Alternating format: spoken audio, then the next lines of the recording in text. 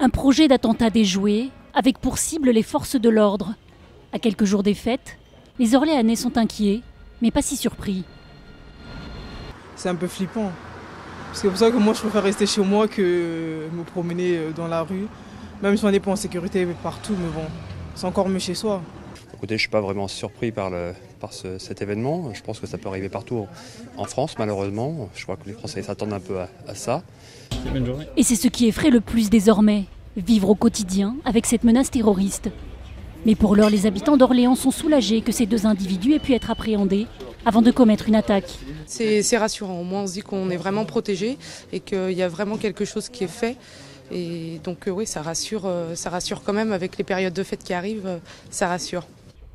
Un soulagement que le maire de la ville partage.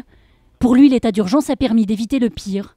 Pour une fois, les trains arrivent à l'heure. Donc, c'est-à-dire que c'est pas de façon préventive, c'est pas après un drame que les choses se savent et que les moyens ont été mis en œuvre pour pouvoir agir. C'est très positif pour la sécurité de nos concitoyens, même si malheureusement, on ne peut pas dire que la menace zéro existe.